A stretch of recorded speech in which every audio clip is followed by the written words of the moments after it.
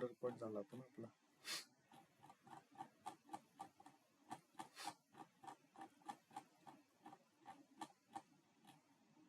Okay, हे झालं होतं, युनिट 7 झाला होता.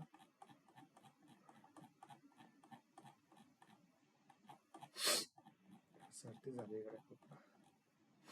ओके, आता प्लॅनिंग रन.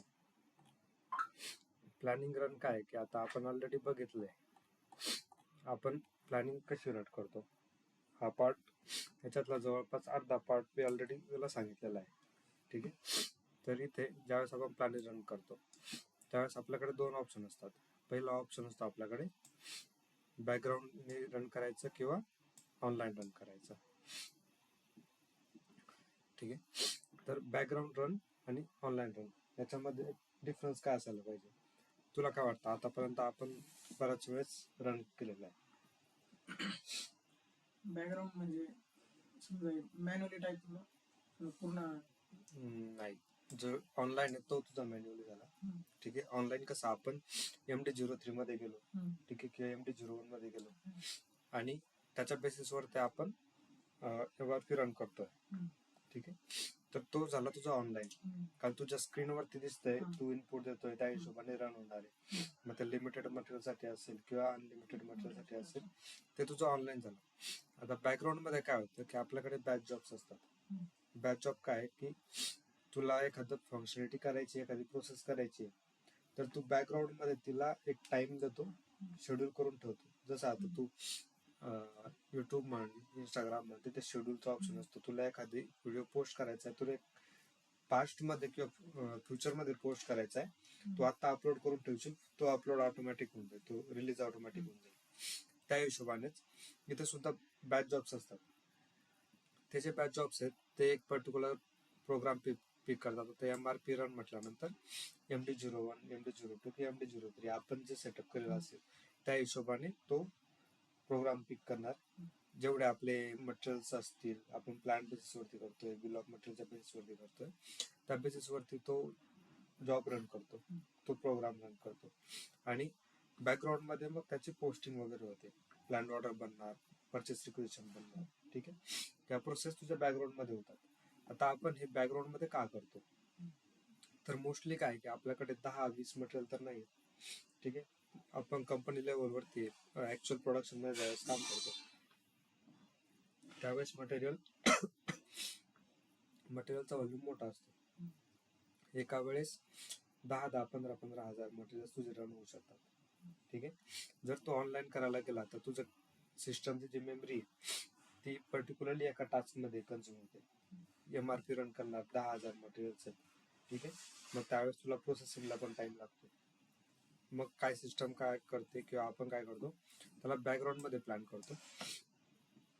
बॅकग्राऊंड मध्ये जॉब रन होणार, जॉब रन होतो आणि जॉब रन झाल्यानंतर मग जे 10,000 आहेत ते सिस्टमच्या हिशोबाने हळूहळू किंवा फास्ट काय असेल त्या हिशोबाने ते रन होत असतात. ठीक आहे, तर तो झाला तुझा बॅकग्राऊंड प्रोसेसिंग आणि ऑनलाईन प्रोसेसिंग. ऑनलाईन प्रोसेसिंग मध्ये आपण हे पण बघितलं होतं सिंगल आयटम प्लॅनिंग, म्हणजे आपण जे MD03 रन केला, सिंगल मटेरियल आणि सिंगल लेवल. ठीक आहे, तो होता तुझा MD03. तो ऑनलाईनच करतो आपण. का? कारण तिथे आपण सिंगलच मटेरियल करतो. सिंगल मटेरियल जर तुला प्लॅन करायचा आहे तर तू मॅन्युअली जाऊन तो मटेरियल टाकशील, तिथे MRP एरिया वगैरे टाकशील किंवा प्लॅन टाकशील आणि रन करशील, त्याला हार्डली 1-2 सेकंद लागतात. जिथे टाइमचं कन्स्ट्रेंट नाहीये, म्हणजे जिथे टाइम एक खूप कमी गोष्ट लागते, खूप कमी वेळ लागतोय, अशा केसेसमध्ये तू ऑनलाईन करू शकतो. कशासाठी? सिंगल मटेरियलसाठी. किंवा लिमिटेड मटेरियल असेल तुझ्याकडे 10 मटेरियलसाठी करायचं आहे, 10 मटेरियल 1 बाय 1 तू करू शकतो. ठीक आहे, त्या केसमध्ये हा ऑनलाईन रन होतो. आणि ते काय म्हणतोय, तो scope of planning enables material requirement planning across plants or each MRP area. पूर्ण प्लॅनच्या अक्रॉस जर तुला MRP रन करायचा आहे किंवा एक पर्टिक्युलर MRP एरियामध्ये रन करायचा आहे, तर आपण MRP एरिया बघितलेले आहेत. तो प्लांट्स पण होऊ शकतो, मल्टिपल स्टोरेज लोकेशन होऊ शकतात, म्हणजे व्हॉल्यूम मटेरियलचा वाढून जातो. अशा सिच्युएशन मध्ये तू एकतर ऑनलाईन करू शकतो किंवा बॅकग्राऊंड करू शकतो. ठीक आहे, हे झालं तुझं प्लॅनिंग रन कसं एक्झिक्यूट करायचं. आता हेच आहे, planning run can be carried out in the following veg. काय? टोटल प्लॅनिंग करू शकतो किंवा सिंगल आयटम प्लॅनिंग करू शकतो. तर टोटल प्लॅनिंग म्हणजे काय आपण MD01 मध्ये करतो. MD01 मध्ये काय करतो, प्लांट लेवलला प्लॅनिंग करतो. ठीक आहे, इथे आपण गेलो MD01. इथे आपण एखादा प्लांट देऊ. ठीक आहे, आता फॉर एक्झाम्पल आपण P001 प्लांट दिला, तर ह्या प्लांट मध्ये जितके पण मटेरियल्स असतील त्या सगळ्या मटेरियल साठी तुझा MRP रन होणार आहे. म्हणजे काय म्हणतो आपण इथे टोटल प्लॅन करतोय, पूर्ण प्लॅन साठी एखादा पर्टिक्युलर मटेरियल आपण सिलेक्ट नाही करत आहे. ठीक आहे, आणि हा आहे तुझा स्कोप ऑफ प्लॅनिंग. या स्कोप ऑफ प्लॅनिंग मध्ये काय की तुला अरे इथे ऍक्च्युली MRP एरिया होता, कोणत्या MRP एरियासाठी तुला रन करायचा. आता प्लांट घेतला आपण, मे बी प्लांट आपला स्कोप ऑफ एरिया पूर्ण प्लांट असू शकतो. एका प्लांट मध्ये मल्टिपल MRP एरियाज असू शकतात. तर पर्टिक्युलरली कुठल्या MRP एरियासाठी जर करायचा असेल तर तो तुझा स्कोप ऑफ प्लॅनिंग मध्ये येतो. याला आपण चेक करून बघू.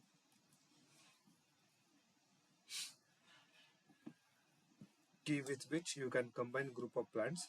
ठीक आहे, ग्रुप ऑफ प्लांट्स किंवा MRP areas in scope of planning. तो झाला तुझा scope of planning anyway plant. आता आपण ज्या वेळेस प्लांट मध्ये करतो तर जितके मटेरियल्स आहेत तेवढे तुझे होतात, रन होतात. तर पॅरलल प्रोसेसिंग याच्यामध्ये ह्या गोष्टी आपण बघणार आहेत. हे प्रोसेसिंग की काय, क्रिएट परचेस रिक्वेशन वगैरे ह्या गोष्टी पुढे बघणार आहेत आपण. ठीक आहे, त्यानंतर आहे तुझं हे पॅरलल प्रोसेसिंग. तर पॅरलल प्रोसेसिंग काय असतं की फॉर एक्झाम्पल आपण काय करतो, इथे वेगवेगळे सेशन्स क्रिएट करतो. मी एक MD01 चा केला, मला एखाद्या मटेरियलचा ओव्हरव्ह्यू बघायचा आहे तर MMDE केला. ठीक आहे, एखादा मटेरियल मास्टर बघायचं आहे तर मी MM03 केला. तर हे काय झाले, हे माझे वेगवेगळे सेशन झाले. ठीक आहे, हे 3 सेशन झाले. तर ज्यावेळेस आपण MRP रन करतो तर त्यावेळेस आपण त्याला पॅरलली प्रोसेस करू शकतो.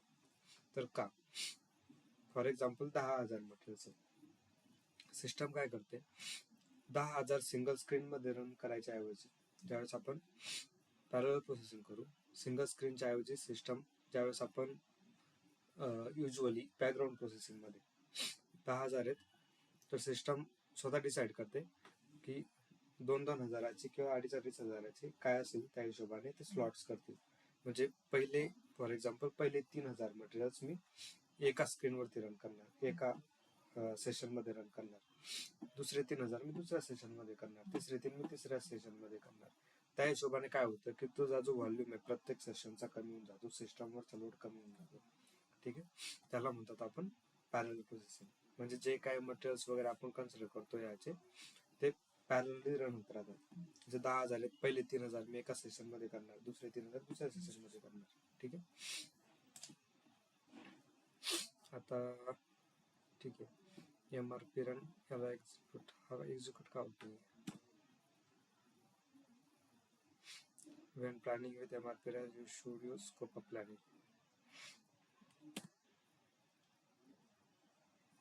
Parameters.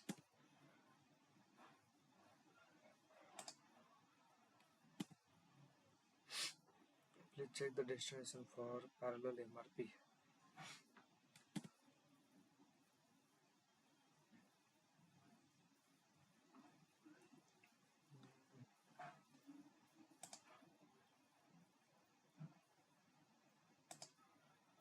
स्कोप कस काय इथे असे वेगळे आले तर बघावं लागेल. आता परत करून बघतो मी, याला पॅरलल रिमूव्ह करतो.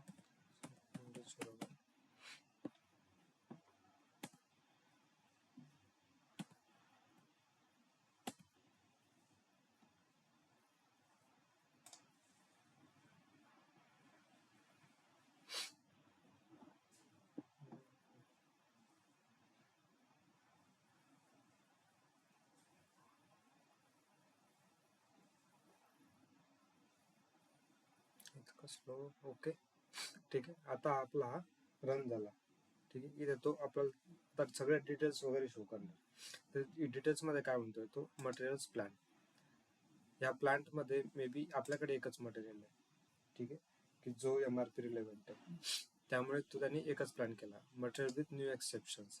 तिथे काही एक्सेप्शन मेसेज वगैरे असतील तर ते मेसेज किती मटेरियल साठी आले ते सांगतो. त्यानंतर मटेरियल्स विथ टर्मिनेशन, असे मटेरियल्स जिथे एरर आला त्यांचा MRP रन नाही होऊ शकला, एरर काय होऊ शकतो त्याचा टर्मिनेशनच्या एक्सेप्शन मध्ये सुद्धा तो मेसेज आपण समजू शकतो.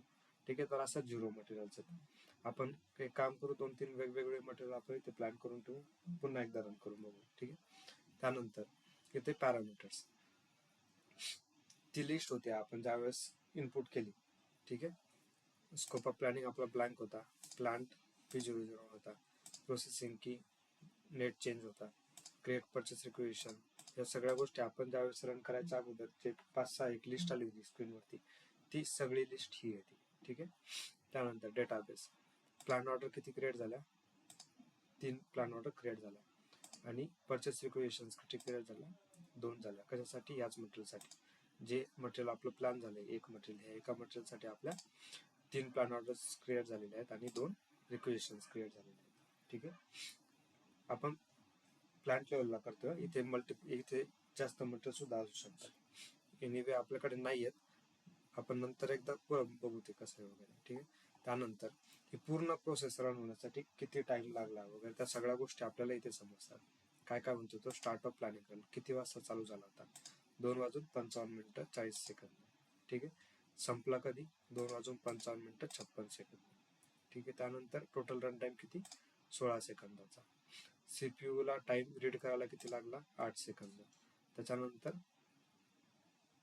Pre read material package read करायला 8 सेकंद. लॉट साईज कॅल्क्युलेशन साठी 2 सेकंद, आणि त्यानंतर ते अपडेट करायला 3 सेकंद. टोटल असं तुला 16 सेकंदाचा वेळ लागलेला आहे. ठीक आहे, 16 सेकंदामध्ये त्यांनी MRP रन करून तो मोकळा झाला. म्हणजे इथे आपल्याला काय की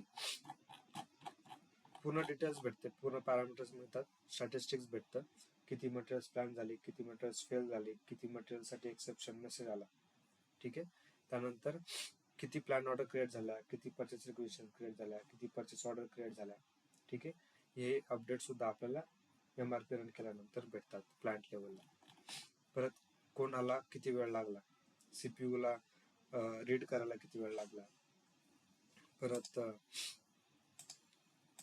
लॉट साईज कॅल्क्युलेशन साठी किती वेळ लागला, आणि पूर्ण म्हणजे स्टार्ट टू एंड किती वेळ लागला, किती वाजता चालू झाला, किती वाजता कम्प्लीट झाली प्रोसेस. बॅकग्राऊंड मध्ये सुद्धा ज्यावेळेस आपण रन करतो, ठीक आहे, त्यावेळेस बॅच जॉबचं सुद्धा आपल्याला आउटपुट असं भेटू शकतं. आउटपुट नाही पण आपण त्याला लॉग म्हणतो. हा सगळा जो आहे सध्या आपल्या स्क्रीनवरती हा लॉग आहे. ठीक आहे, ज्यावेळेस आपण बॅकग्राऊंड मध्ये पण रन करणार याला, त्यावेळेस सुद्धा आपल्याकडे सेपरेट ऑप्शन असतो हेडर मध्ये लॉग चेक करायला. लॉग मध्ये सुद्धा आपल्याला सिमिलर रिझल्ट भेटतात. जर एरर असेल ना तर एररचा टाइम सुद्धा समजतो, की फॉर एक्झाम्पल 100 मटेरियल्स आहे, 100 मटेरियल पैकी 90 नंबरचं मटेरियल तुझं फेल झालं, तर तो 90वा मटेरियल कोणत्या सेकंदाला, कोणत्या मिनिटाला फेल झालेला आहे, तो टाइम सुद्धा आपल्याला लॉग मध्ये समजतो. ठीक आहे, त्यानंतर इथे काय, ranking list of material with highest CPU time. इथे 10 मटेरियल्स असतील आपल्याकडे आता एकच मटेरियल्स आहेत, पण यामध्ये 10 मटेरियल्स पैकी कोणत्या मटेरियलला सगळ्यात जास्त टाइम लागलेला आहे, तर त्याचा सिक्वेन्स आपल्याला इथे भेटतो. ठीक आहे, तर आपल्याकडे एनिवे एकच मटेरियल आहे, तर हा 2041, त्याला रन टाइम लागला 5 सेकंद 657 मिलीसेकंद. ठीक आहे, 509 सेकंद त्याला रीड करायला, नेट कॅल्क्युलेशन साठी 2.440 सेकंद. MRP एरिया तुझा P00 होता, बिल ऑफ मटेरियल नाहीये, आणि LDT शेड्यूल काय माहितीये, लीड टाइम शेड्यूलचा 0 आहे. प्लॅन तुझा P001, आणि अपडेट कधी झालं, अपडेट करायला टाइम तुझा एवढा लागला 2.6 सेकंद. ठीक आहे, हा लॉग तुला इथे भेटतो. इकडे सिस्टम इथे काय म्हणतो आता तो, IMD01 झाला, टोटल प्लॅनिंग आपण केली. ठीक आहे,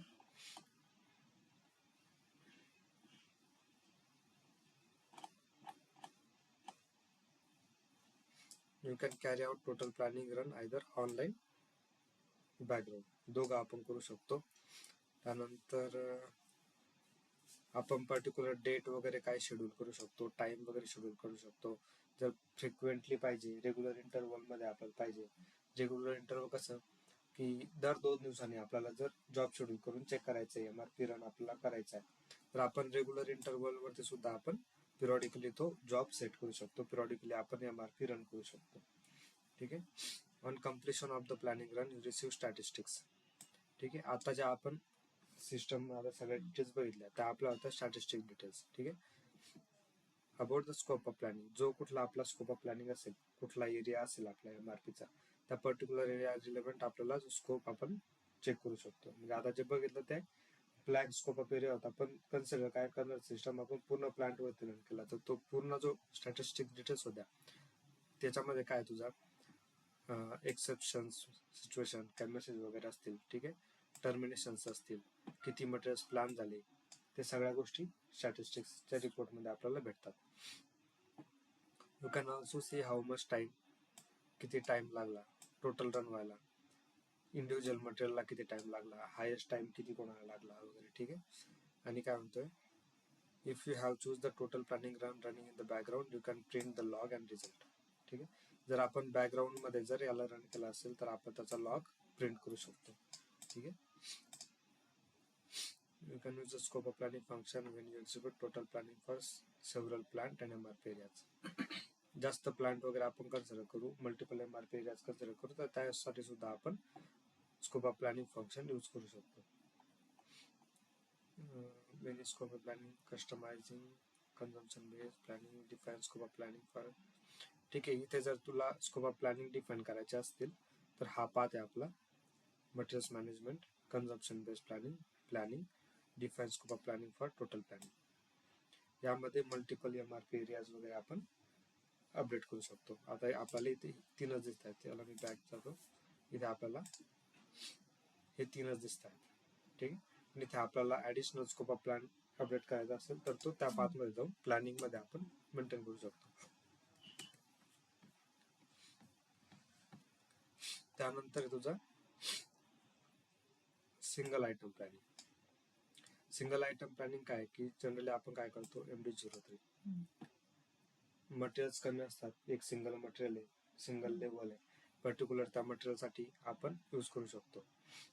तर तो काय म्हणतो, आयदर अ सिंगल लेवल और multi level planning run carried out on for one particular material. ठीक आहे. मल्टी लेवल प्लॅनिंग सुद्धा कॅरीड आउट करू शकतो याच्यामध्ये. Single item planning, the system only plans the bill of material level for the selected material. In multi-level single item planning, system plans the level of selected material plus all the lower bill of material level. तर इथे ना वेगवेगळ्या level असतात bill of material. Bill of material माहिती आहे ना काय असतं, मी तुला मोटरसायकलचं एक्झाम्पल दिलं होतं. ठीक आहे. एक मोटरसायकल बनवायला तुला वेगवेगळे 10 वेगवेगळे मटेरियल्स लागतात. ठीक आहे. तर ते मटेरियल्स ना एक लेवल मध्ये मेंटेन केले असतात, level 0, level 1, level 2, level 3. Usually ज्यावेळेस आपण प्लॅनिंग रन करतो त्यावेळेस जो सगळ्यात हायर लेवलला आहे किंवा वरच्या लेवलला आहे तो अगोदर प्लॅन होतो. म्हणजे मोटरसायकल हायर लेवलला आहे, मोटरसायकल आधी प्लॅन होतो. त्याच्यानंतर तुझं इंजिन असेल, इंजिन असेंब्ली असणार आहे. ठीक आहे. लिव्हर्स असतील, व्हील असेंब्ली असणार आहे. ठीक आहे. त्या गोष्टी खालच्या लेवलला येत असतात. त्या हिशोबाने त्या लेवल वाईज प्लॅन करू शकतो आपण. सिंगल लेवल सिंगल आयटम किंवा single level multi item multi level. तर त्याच्यासाठी आपल्याकडे टी कोड कुठला आहे, MD03. जर बिल ऑफ मटेरियल तुला प्लॅन करायचा असेल तर MD02. ठीक आहे.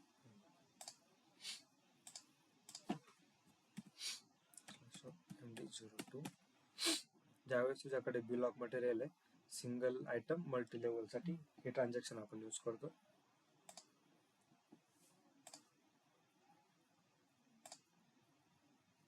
MD02. ठीक आहे. बाकी स्कोप ऑफ प्लॅनिंग वगैरे हे जे कंट्रोल पॅरामीटर्स आहे मोस्टली सगळ्यांकडे सेमच असतात. MD03 मध्ये पण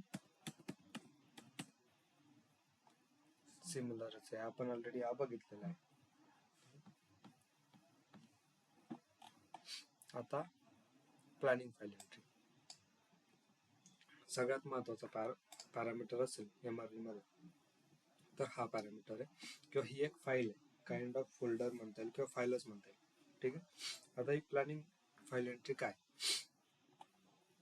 ही कशी ऍक्टिव्हेट होते, तर ही प्लॅनिंग फाईल मध्ये आता सिम्पली म्हणायचं असेल तर कसं असतं की सिस्टमला समजायला पाहिजे की आपल्याला कोणते मटेरियल्स प्लॅन करायचे. आता सिस्टम मध्ये काय होत आहे बघा, आपण इथे गेलो समजा,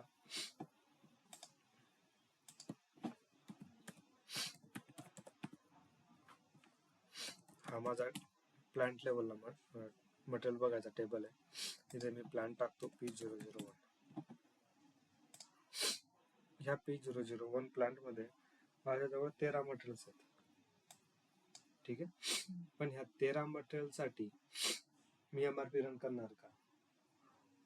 किंवा मी जर फक्त हे 13 देऊन टाकले, हे 13 मटेरियल मी कन्सिडर करतोय, तर सगळ्यांसाठी MRP रन व्हायला पाहिजे का, हे कसं समजणार? त्यासाठी आपल्याकडे असते प्लॅनिंग फाईल. प्लॅनिंग फाईल मध्ये या सगळ्या मटेरियलचा रेकॉर्ड असतो, पण सगळ्यांमध्ये महत्वाचा रेकॉर्ड काय असतो की इथे तुझा MRP टाईप कोणाकोणाला आहे. जिथे ND आहे, ठीक आहे, ND साठी आपल्याला रन नाही करायचा. ठीक आहे, मग आपण रन कोणासाठी करणार? जिथे तुझा MRP टाईप ND सोडून दुसरा कुठला तरी. आता हे जे दोन मटेरियल्स आहेत 2040 आणि 2041, ठीक आहे, ह्या दोघं मटेरियल साठी MRP रन व्हायला पाहिजे जर प्लांट लेवलला गेला. आता आपण जस्ट प्लांट लेवलला केला, आपल्याकडे तर सिस्टमच्या हिशोबाने दोघं मटेरियल यायला पाहिजे होते 2040 आणि 2041, पण एकच आला. एक आला, कारण काय तर 2040 नव्हता आला, तर याची रिक्वायरमेंट ऑलरेडी फुलफिल झालेली असणार आहे. ठीक आहे, याच्यासाठी रन करायसाठी ऑप्शन नसणार, किंवा ती जी क्वांटिटी आपली रिऑर्डर पॉईंट तो फुलफिल असणार आहे. ठीक आहे, त्यामुळे तो आला नसणार आहे. पण आपला 2041 आला, तर का आला? कारण इथे तुझं मटेरियल टाईप MRP टाईप इथे दोघं अपडेटेड आहे. तर प्लॅनिंग फाईलसाठी कोणकोणत्या गोष्टी, तर तुझा एकतर अगोदर जो प्लांट आहे, ज्या प्लांटला तुला MRP रन करायचा आहे त्या प्लांट लेवलला तुझा MRP ऍक्टिव्हेटेड असायला पाहिजे. दुसरं तुझं मटेरियल मास्टर मध्ये तुझा MRP टाईप VB किंवा दुसरा जो कुठला रिलेव्हंट असेल तो असायला पाहिजे. तो असेल तरच त्या सिच्युएशन मध्ये तुझं प्लॅनिंग फाईल मध्ये एंट्री होते. जसं इथं आहे, या दोघांसाठी प्लॅनिंग फाईल मध्ये एंट्री होणार आहे. तर इथे काय काय असते या फाईल मध्ये, कोणकोणत्या गोष्टी असतात? तर या फाईल मध्ये सगळ्यात अगोदर असतो तुझा लो लेवल कोड. ज्यावेळेस बिल ऑफ मटेरियल आपण बनवतो, ठीक आहे, त्यावेळेस हा लो लेवल कोड कन्सिडर होतो. म्हणजे जी हायर लेवलला तुझी मोटरसायकल आहे तिला एक कोड असणार आहे. त्याच्यानंतर खाली जे असेंब्लीचे पार्ट्स असणार आहेत त्यांना प्रत्येक असेंब्लीच्या पार्टला कोड असतो. ठीक आहे, तो कोड इथे असतो. आता इथे 005 आहे, हा लो लेवलचा कुठला तरी कोड असणार आहे. ठीक आहे, बाय डिफॉल्ट जर तुझं सिंगल मटेरियल आहे ते बिल ऑफ मटेरियल मध्ये नाही येत. ठीक आहे, ज्याला असेंब्लीची गरज नाही. असं समज की तू एखादा शाफ्ट मॅन्युफॅक्चर करणार आहे किंवा शाफ्ट ब्रोकर करणार आहे, शाफ्टसाठी तू MRP रन करतोय, तर शाफ्टला कुठल्या असेंब्ली लागते का? नाही, तो एक इंडिव्हिज्युअल आर्टिकल आहे, इंडिव्हिज्युअल मटेरियल आहे. जर इंडिव्हिज्युअल मटेरियल असेल एखादं विदाउट बिल ऑफ मटेरियल, त्या केसमध्ये तुझा जो लो लेवल कोड आहे तो असतो 999. 00005 असतो. हा फक्त एक एक्झाम्पल म्हणून दिला आहे. जर तुझा फक्त एक नॉर्मल मटेरियल आहे, बिल ऑफ मटेरियलचा कन्सेप्ट तिथे यूज होत नाही. ठीक आहे, सिंगल मटेरियल आहे, सिंगल लेवल, त्या केसमध्ये तुझा असतो 999. त्यानंतर तुझा मटेरियल प्लॅनिंग फाईल मध्ये दुसरी एंट्री असते तुझी मटेरियलची. ठीक आहे, नंतर असतो तुझा प्लांट, कोणत्या प्लांट मध्ये तो मटेरियल आहे. नंतर आहे तुझा NETCH आणि NETPL इंडिकेटर. हे दोन इंडिकेटर्स आहेत आणि मोस्टली ह्या दोन इंडिकेटर, म्हणजे मोस्टली काय, ह्याच दोन इंडिकेटरच्या बेसिसवरती ऍक्च्युअली तुझं MRP रन होतो. तर हा NETCH हा तुझा एक चेक असायला पाहिजे किंवा NETPL चेक असायला पाहिजे. दोघांपैकी एक कुठला तरी चेक असेल तर तुझा MRP रन होणार आहे. आता हे इंडिकेटर काय, तर हा NETCH आहे तुझा MRP change relevant, MRP relevant change. MRP relevant कुठलाही चेंज झाला, तुझे तू स्टॉक ट्रान्सफर केला, तू PO काढला, तू गुड्स इश्यू केला, तू GR केला, ठीक आहे, असा कोणताही चेंज ज्याने तुझी MRP ट्रिगर होऊ शकते किंवा तुझ्या MRPच्या कॅल्क्युलेशन मध्ये फरक पडतो. ठीक आहे, मग तो पॉझिटिव्ह चेंज असेल, निगेटिव्ह चेंज असेल, डझंट मॅटर, पण चेंज आहे. ठीक आहे, कुठलाही चेंज आहे, MRP रिलेव्हंट चेंज आहे. आणि ह्या कुठे कन्सिडर होतो? फक्त ह्या दोन केसेसमध्ये, जिथे तुझा प्लांट ऍक्टिव्हेटर असणार आहे आणि तुझा मटेरियल मास्टर मध्ये MRP टाईप असणार आहे. ठीक आहे, जर MRP रिलेव्हंट चेंज झाला तर हे अपडेट होऊन जातं. त्यानंतर सेम NETPL हा पण तुझा MRP रिलेव्हंट चेंजच आहे. हा सुद्धा MRP रिलेव्हंट चेंज आहे. हा पण तुझा एमआरपी चेंज आहे. पण हा जो NATCH आहे, नेट सीएच चेंज, ठीक आहे, हा तुझा टोटल होरायझन साठी असतो. टोटल फ्युचर मध्ये जेवढा टाइम असेल त्याला टाइमची कंडिशन नसते, त्याला पिरियडिक कंडिशन नसते कुठलीच. पण ज्या वेळेस आपण NATPL कन्सिडर करतो त्यावेळेस काय असतो, आपला एक होरायझन प्लॅन असतो. म्हणजे मी फक्त 3 महिन्यांसाठीच प्लॅन करतोय. जर 3 महिन्यांसाठी जर तुझा प्लॅन असेल मटेरियल, तरी ते तुझा हा इंडिकेटर मार्क होऊन जाईल. ठीक आहे. तर दोघांपैकी कुठेतरी एका ठिकाणी आपल्याला इंडिकेटर पाहिजे. दोघांपैकी एखादं इंडिकेटर जर सिस्टमला भेटलं त्यावेळेस सिस्टम त्या मटेरियलसाठी एमआरपी रन करते. जर दोघं इंडिकेटर्स नसतील तर सिस्टम प्लॅन नाही करणार. आता ही फाईल कुठे बघायची, तर ही फाईल बघण्यासाठी आपल्याकडे टी कोड आहे. याने आपण आता प्लांट लेवलला एमआरपी रन केला होता. ठीक आहे. MD21 display planning file entries. ठीक आहे. आपण 2041 झाला होता ना आपला मटेरियल, किंवा एक काम करतो मी काढून टाकतो. ठीक आहे. फ्लॅट लेवलला मी बघतो इकडे, याला एक्झिक्यूट करतो मी. लो लेवल कोड पण नको, नेट चेंज प्लॅनिंग. ठीक आहे. तर ह्या प्लांट मध्ये P001 मध्ये सध्या किती मटेरियल्स आहेत माझ्याकडे जे प्लॅनिंग फाईल मध्ये आहेत, 2040 आणि 2041.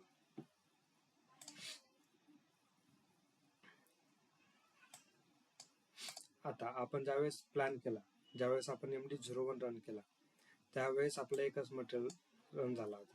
कुठला? 2041. ठीक आहे. प्लांट मध्ये आपले 2च मटेरियल रिलेव्हंट आहे. आपण आणखी जर मटेरियल्स बनवले तर ते सुद्धा मटेरियल इथे येते. ठीक आहे.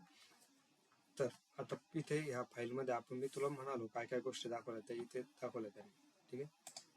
ह्या ज्या गोष्टी आहे त्याच आपण इथे बघणार आहेत. इथे रेकॉर्ड टाईप तुझा बीचा अर्थ दिला नाही का? बीचा अर्थ काय माहिती काय नक्की, पण ठीक आहे. हा तुझा लो लेवल कोड. ज्यावेळेस तुझा बिल ऑफ मटेरियलचा पार्ट नसतो मटेरियल, हा 2040 बिल ऑफ मटेरियलचा नाही, 2041 तुझा एक कुठल्या असेंब्लीचा 41 असेंब्लीचा पार्ट नाही, त्यावेळेस लो लेवल कोड मी तुला म्हणालो होतो 999. ज्यावेळेस तो एखाद्या असेंब्लीचा पार्ट असणार आहे त्यावेळेस तुझे लो लेवल कोड्स चेंज होतात. ठीक आहे. त्यानंतर तुझा कोणता मटेरियल आहे, या प्लांट मध्ये हे 2च मटेरियल आहेत. मी जर दुसरा प्लांट घेतला P002 आणि याला रन करतो, या प्लांट मध्ये पण तेच मटेरियल्स आहेत, पण इथे चेंज काय बघ, इथे तुझा NATCH इंडिकेटर मार्क आहे. ठीक आहे. MPS आयटम इंडिकेटर डिस्क्रिप्शन नाही. ठीक आहे. इथंच आहे, आपल्याला कामाचं नाही सध्या. तर इथे तुझा मटेरियल असतो, मटेरियल नंतर तुझा MRP एरिया असतो. आपण MRP एरिया सेट नाही केलेला, त्याच्यामुळे बाय डिफॉल्ट तुझा plant MRP area, obligatory MRP area आपण तुला सांगितला होता, तो ऑब्लिगेटरी MRP एरिया इथे अपडेट झालेला आहे. ठीक आहे. हे आहे तुझं नेट चेंज इंडिकेटर टोटल होरायझनसाठी, NATCH. हे ह्या दोघं मटेरियल्सला ह्या प्लांट मध्ये मार्क आहे. पण जर मी इथे बघतो P001 मध्ये, याचं रिझोल्युशन कमी वाटतंय मला थोडंसं. ठीक आहे. तर इथे बघू तर इथे तो मार्क नाही.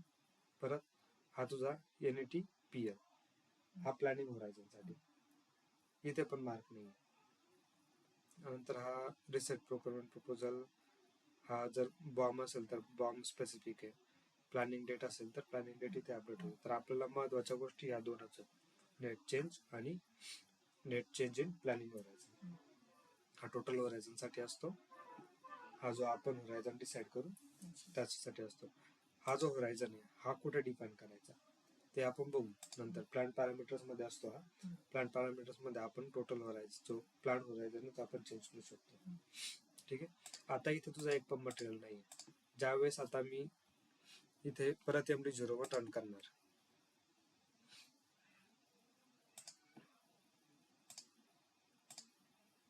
ठीक आहे. हा P0 MD01 आहे, ठीक आहे. मी जर आता परत P001 ला रन केला, तिथे इंडिकेटर नाही, तर माझा एक पण मटेरियल रन नाही होणार. मटेरियल प्लॅन किती आहेत? काहीच नाही, ठीक आहे. काहीच प्लॅन नाही झालेला, ठीक आहे.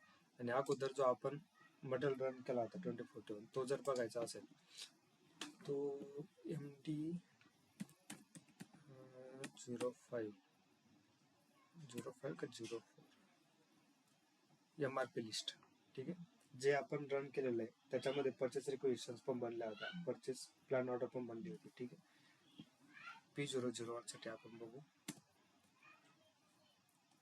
2041 साठी रन झाला जातो,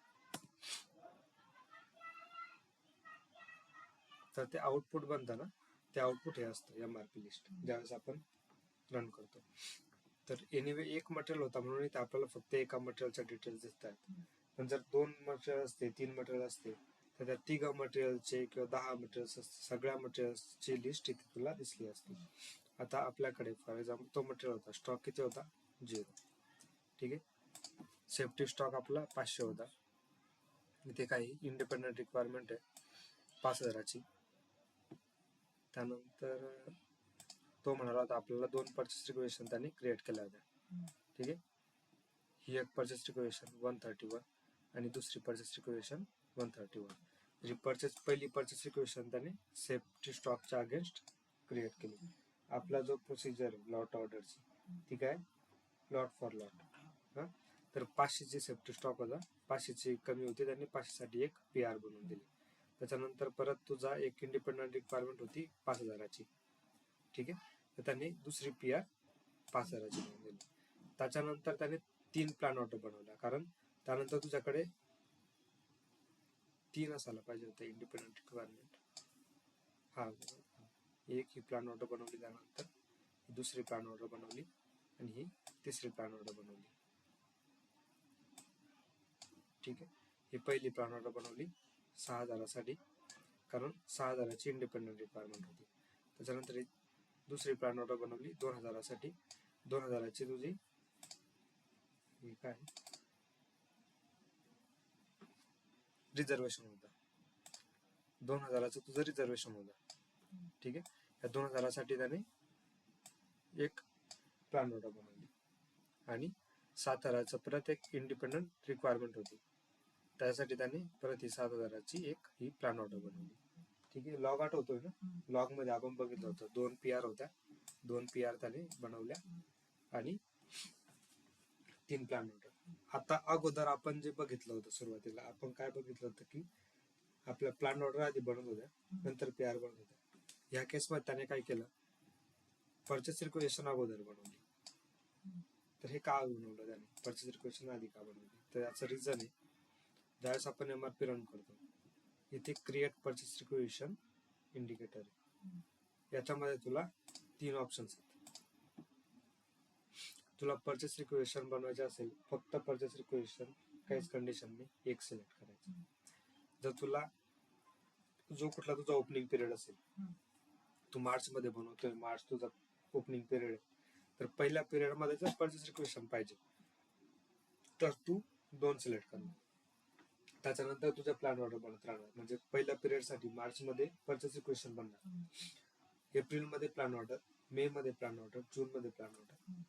जसा पुढे जाशील जेवढी रिक्वायरमेंट असेल तेवढी तुझी प्लॅन ऑर्डर बन जाणार. फक्त पहिली जी असेल ती तुझी परचेस रिक्वेशन बनणार प्लॅन ओपनिंग पिरियड मध्ये. आणि त्यानंतर फक्त जर तुला प्लॅन ऑर्डरच बनवायचे आहेत तर तू 3 सिलेक्ट करणार.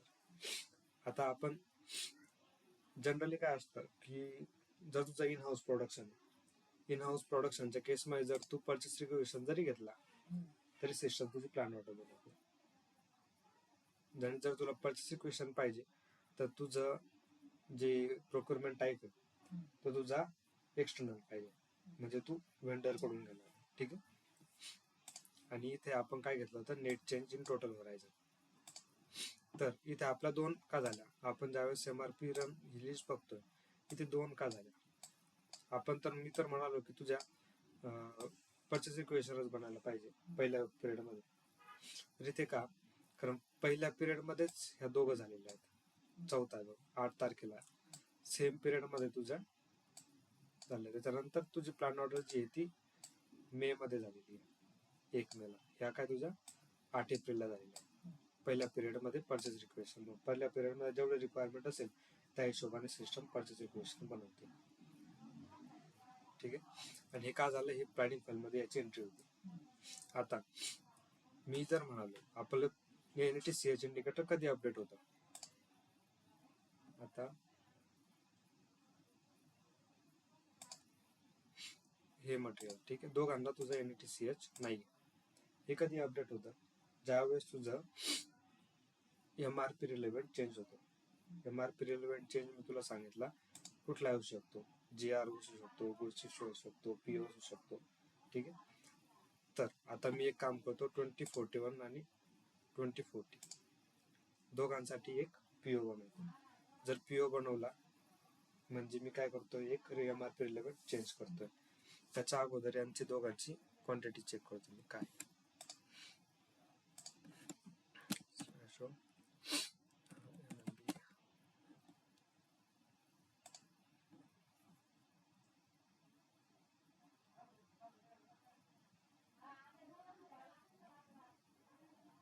याची तर माझ्याकडे काहीच क्वांटिटी नाही आहे.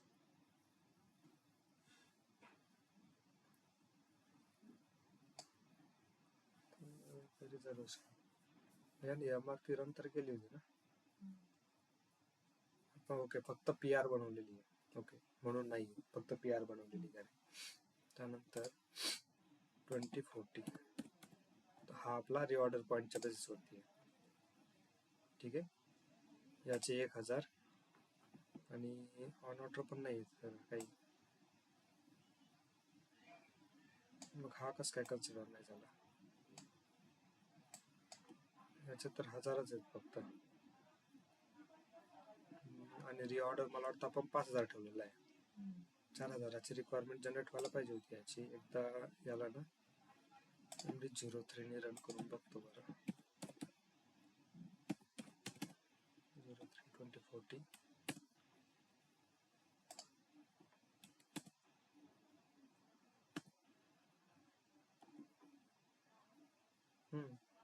हा तर रन होतोय.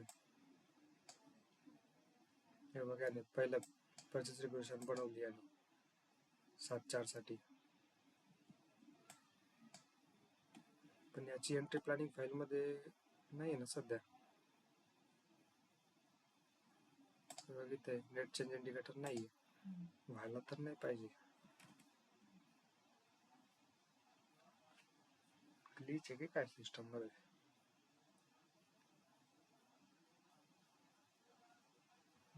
ठीक आहे, याला सेव्ह करतो मी एकदा. प्लॅनिंग फाईल परत एकदा अपडेट करून बघतो, रिफ्रेश. ठीक आहे, जाऊ दे. एक पीओ बनवतो.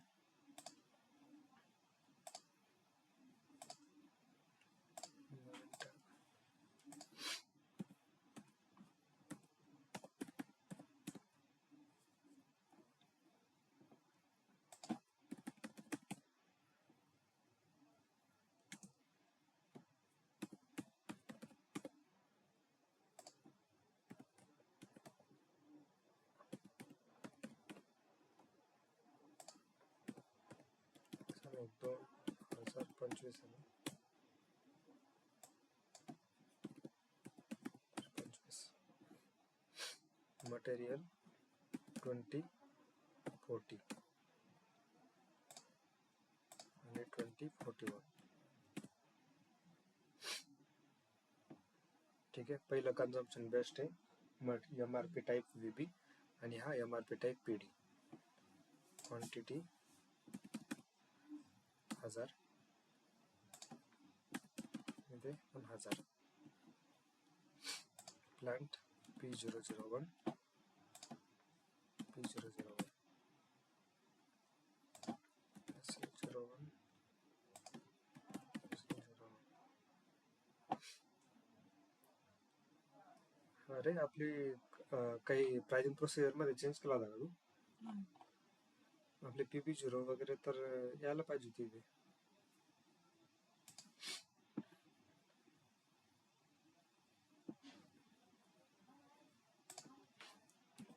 प्राइसिंग प्रोसिजर टेस्ट केली होती का? ट्राय करून बघितली होती का? अजून तर नाही केली. अच्छा, करून बघ, कारण कुणीतरी चेंज केलेली दिसते.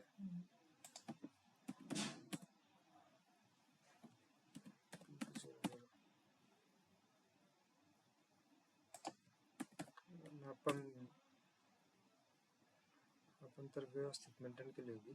ठीक आहे, ते बघू आपण नंतर कुणी काय रिकामी कामं केलेत. तर एनिवे आपण आता PO बनवतोय.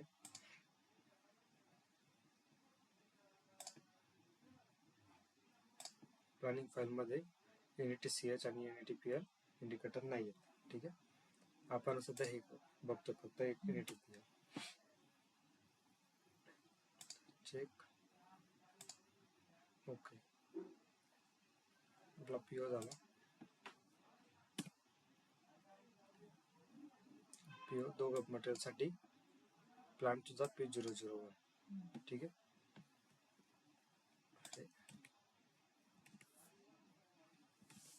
आता जर मला रिफ्रेश केलं तर तुझं NATCH आणि NATPL दोघं अपडेट झालं. दोघं काय अपडेट झालं? कारण हा तुझा टोटल होरायझनसाठी होता नेट चेंज. ठीक आहे, आणि हा आपण सेम मंथ मध्ये PO बनवलेला आहे. ठीक आहे, आपला प्लॅनिंग होरायझन जो आहे तो मे बी 100 दिवसाचा 500 दिवसाचा काहीतरी असणार आहे. म्हणजे आपल्या प्लॅनिंग होरायझन मध्ये पण तो कन्सिडर होतोय, म्हणून तो इंडिकेटर चेंज झाला. जर मी आता ह्या मटेरियलसाठी MRP रन केला 2040 किंवा 2041, आता मी MD05 परत 01 रन करून बघतो प्लांट लेवलसाठी. MD01. ठीक आहे, प्लांट मध्ये आता माझ्याकडे दोन्ही मटेरियल्स आहेत. दोन्ही मटेरियलसाठी नेट चेंज आहे. ठीक आहे, म्हणजे माझी कंडिशन फुलफिल होती. तर मी आता जर याला रन केला, एक मिनिट, M2040चा मला एकदा स्टॉक बघू दे. 2040 ऑन ऑर्डर 1000 आहे आणि रिस्ट्रिक्टेड मध्ये 1000. 4000साठी आपण PR केली होती ना. आपण 4000साठी PR केलेली. एक मिनिट, MRP लिस्ट बघतो मी. 2040 purchase requisition. Okay, purchase requisition आहे ती 4000साठी, ती पण कन्सिडर व्हायला. ओके, VB मध्ये आपण बघितलं होतं आपल्याला कोणकोणते ऍडिशनल गोष्टी कन्सिडर करायच्या आहेत. त्या आपण तो इन्क्लूड एक पॅरामीटर होता. ठीक आहे, इन्क्लूड एक्सटर्नल रिक्वायरमेंट.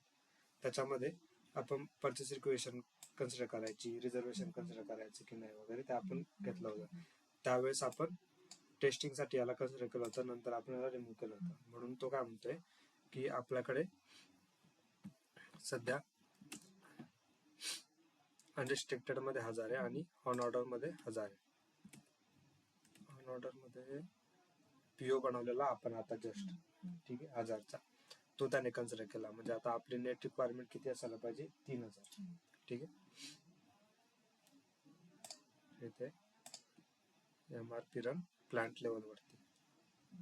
ठीक आहे, MD01 मी आता याला रन करतो.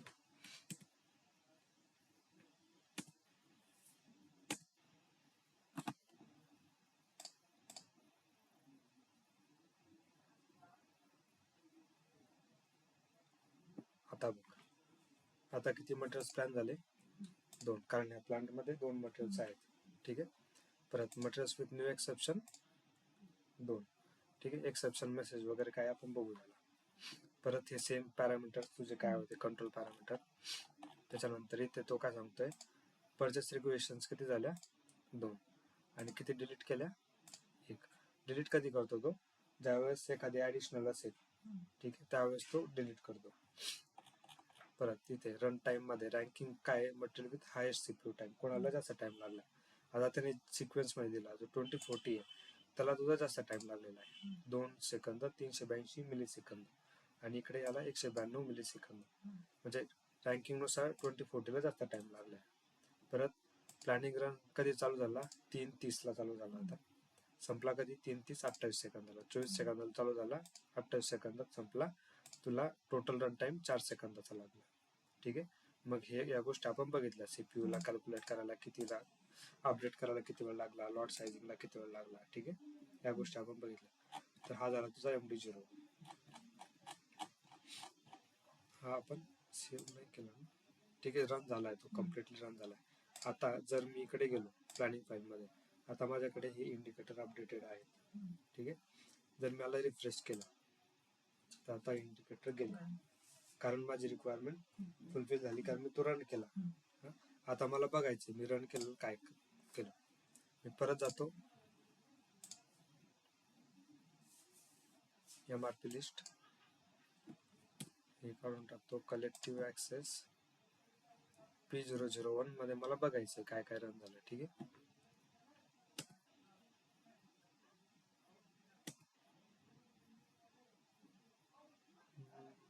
दाखवत का नाही हा?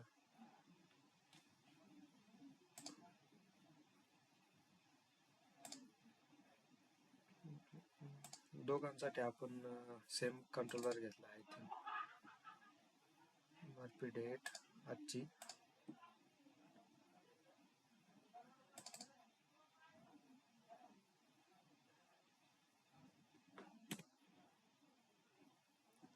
ओके. याला तो एरर दाखवतोय 2041ला एरर आणि 2040ला सक्सेसफुल झालेला आहे. No exceptions, exception group. इथे काय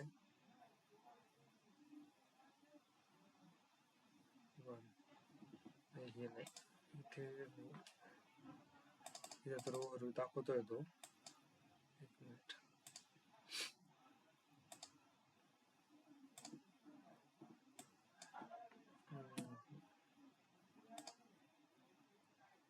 MD05 ना, MD06 मध्ये काय कलेक्टिव्ह ऍक्सेस आहे. MD04 स्टॉक रिक्वायरमेंट आहे. तर मटेरियल स्पेसिफिक आहे. मला फक्त मटेरियल स्पेसिफिक नाही बघायचं, प्लांट वाईज बघायचं आहे मला. तेच दाखवतोय तो. 2040 साठी रन केला होता.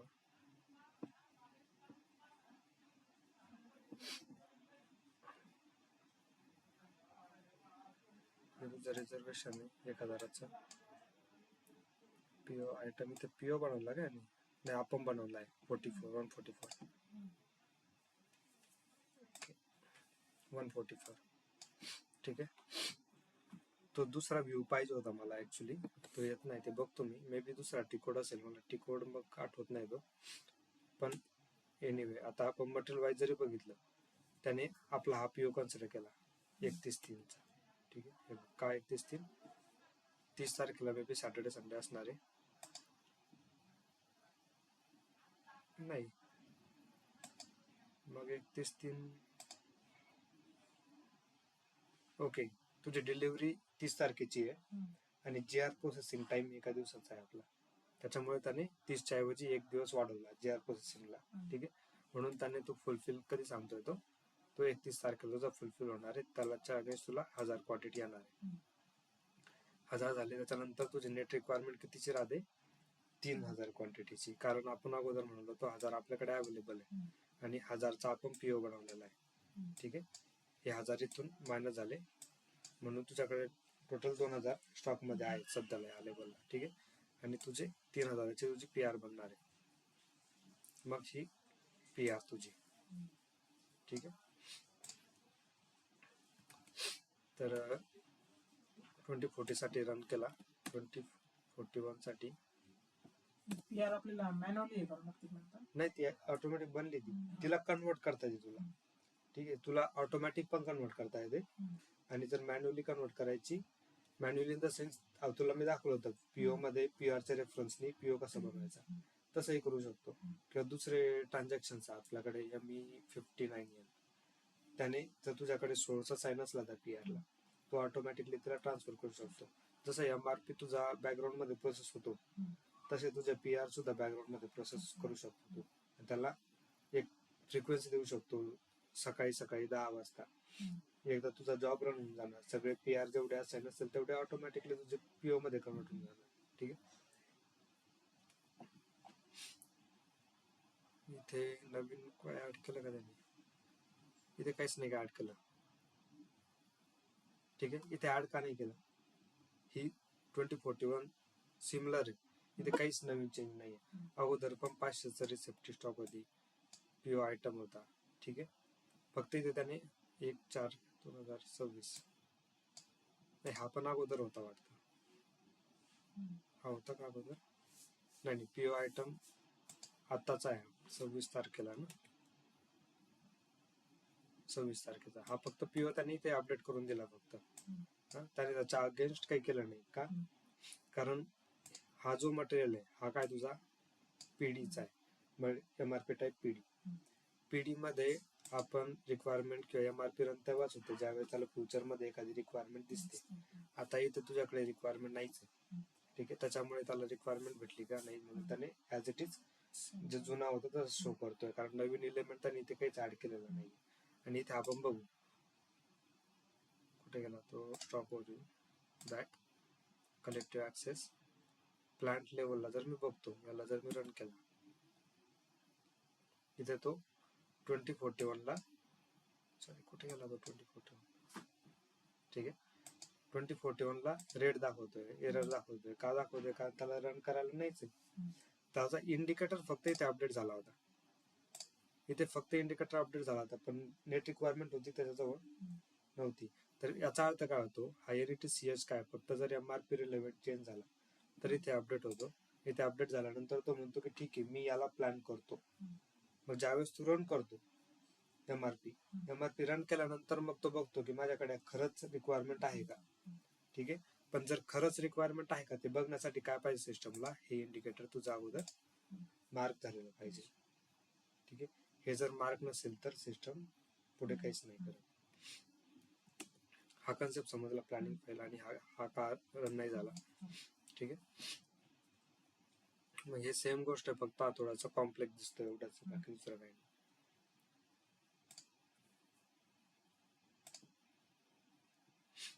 त्यानंतर दुसरं काय आहे?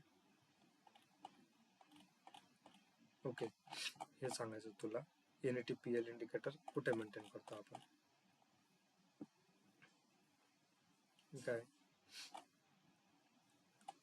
Okay, changes relevant to planning. आपण म्हणालो की MRP रिलेव्हंट चेंज मध्ये काय काय कन्सर्न होतं. तर काय काय होतं? Changes in stock if they are alter in the stock requirement situation of the material. तर स्टॉक मध्ये चेंज होत असेल कुठल्याही सिच्युएशनमुळे, गुड्स इश्यू मध्ये मुळे होत असेल, गुड्स रिसिप्ट मुळे होत असेल, स्टॉक ट्रान्सफर मुळे होत असेल, असे चेंजेस कन्सिडर केले जातात, MRP रिलेव्हंट म्हटलं जातं. त्यानंतर creation of receipt or issue element, GR create करतोय, गुड्स इश्यू क्रिएट करतोय, डॉक्युमेंट क्रिएट करतोय त्याच्यामुळे, किंवा purchase requisition, purchase order, plan order, sales requirement, forecast requirement, dependent requirement आणि रिझर्वेशन, ह्या कुठल्याही गोष्टी जर क्रिएट करत असतील, ठीक आहे, तर अशा सिच्युएशन मध्ये सिस्टम तुझं त्याला म्हणते की हा MRP रिलेव्हंट चेंज आहे आणि तुझा NATCH इंडिकेटर अपडेट होतं. त्याच्यानंतर changes to those element or to the material master record if they are relevant for planning. हे काय? जर MRP मटेरियल मास्टर मध्ये, आता फॉर एक्झाम्पल हाच मटेरियल घेतो, MM02 41 40 घेतो, 40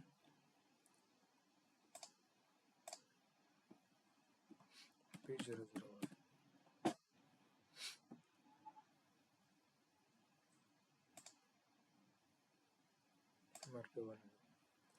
मटेरियल मास्टर स्पेसिफिक चेंज काय असणार आहे? तुझा MRP टाईप. ठीक आहे. आता प्लॅनिंग फाईल मध्ये मला हा मटेरियल शो करतोय, ही माझी प्लॅनिंग फाईल ओपन वर बाबा. ठीक आहे. प्लॅनिंग फाईल मध्ये मला आता 2040 शो करतोय. कुठे? ह्या प्लांट मध्ये P001 मध्ये हा मटेरियल मला शो करतोय.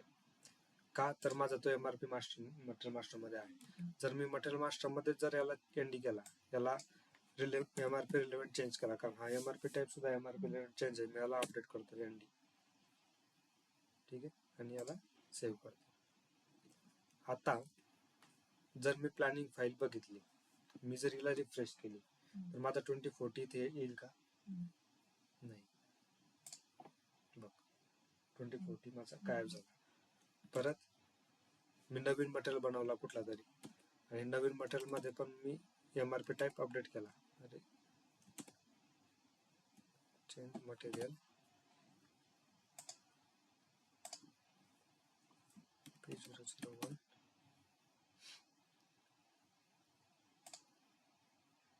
MRP1 इथे आपला होता VB.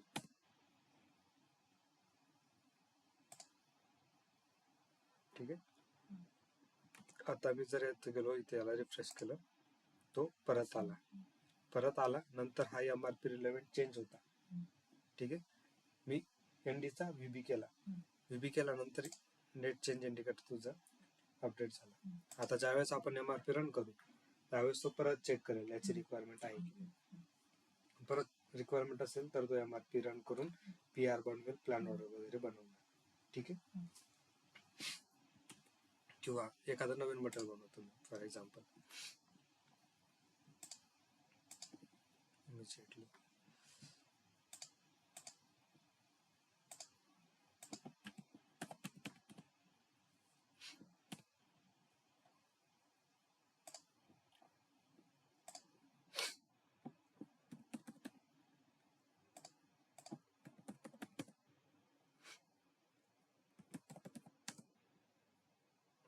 काय बघतोय आपण, प्लॅनिंग फाईल.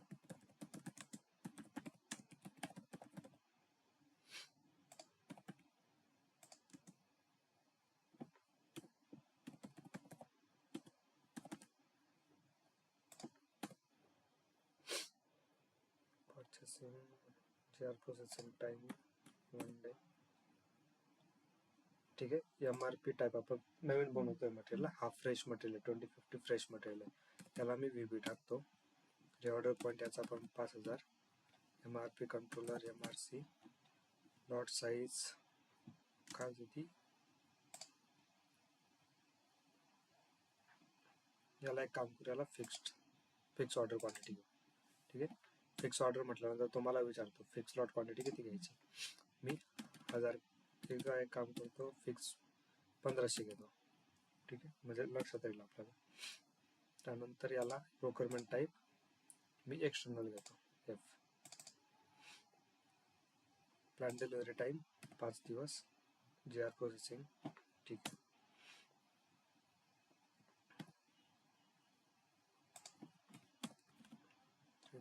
आणि प्राइस 15 रुपये झालं. सेम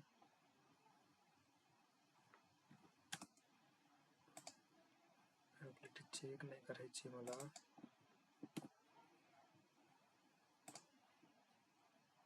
ठीक आहे, 2050 आपला क्रिएट झाला.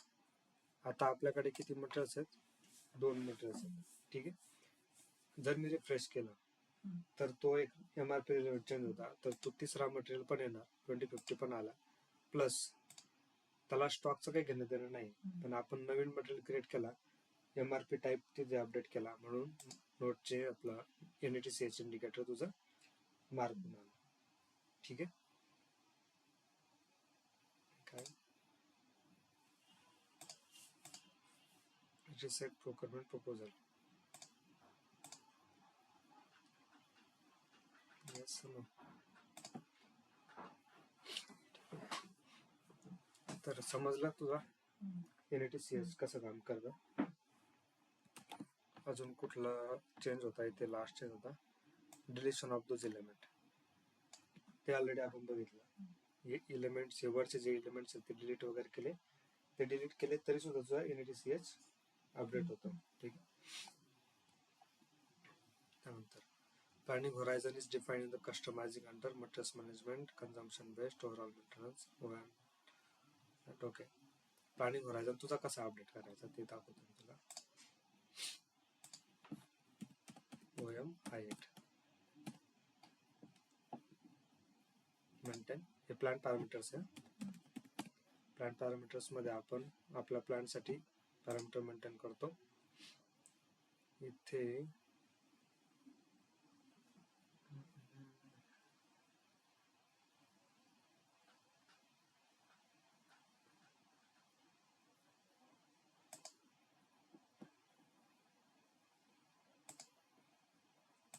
शेड्यूलिंग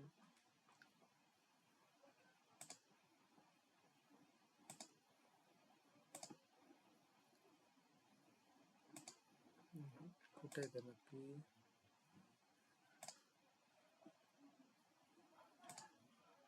अवेलेबल स्टॉक्स बघितला होता आपण, इथे पण नाहीये. तर कुठे होतं ते?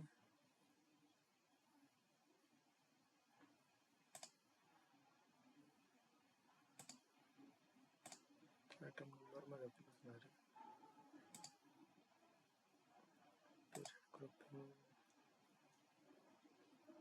चेंज तर नाही केलं यांनी.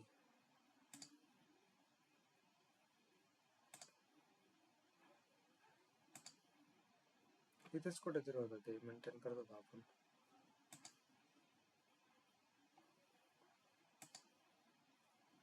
प्लॅनिंग होरायझन तसं ना तो.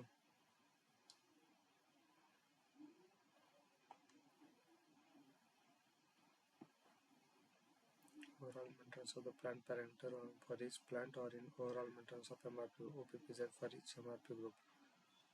OPPZ.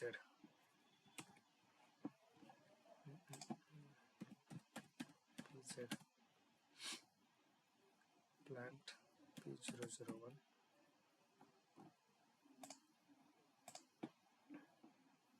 MRP group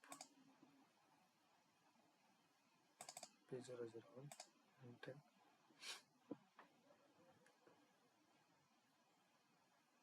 planning horizon.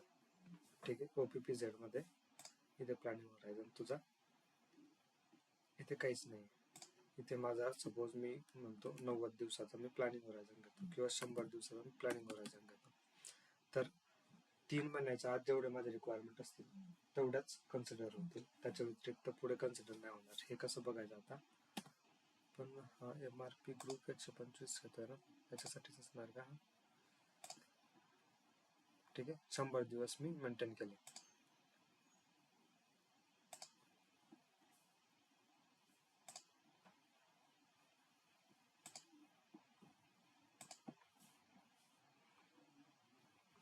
आता आपण ऑलरेडी बघितलंय इंडिपेंडंट रिक्वायरमेंट 3-4 महिन्यासाठी आपण मेंटेन केलं होतं. ठीक आहे. परत एकदा इंडिपेंडंट रिक्वायरमेंट आपण मेंटेन करून बघू नवीन मटेरियल साठी. नाही, तो VP घेतलाय ना. एक मिनिट, त्याला चेंज करतो. चेंज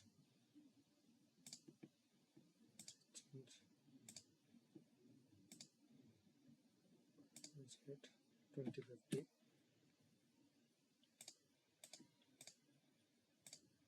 MRP 234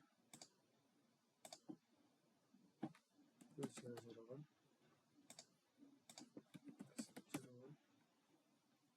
याचं मी PD करतो. ठीक आहे. आणि फिक्स स्लॉट ठेवतोय 1500चा फिक्स स्लॉट. ठीक आहे. याला रिवॉर्ड पण काढावं लागेल आपल्याला.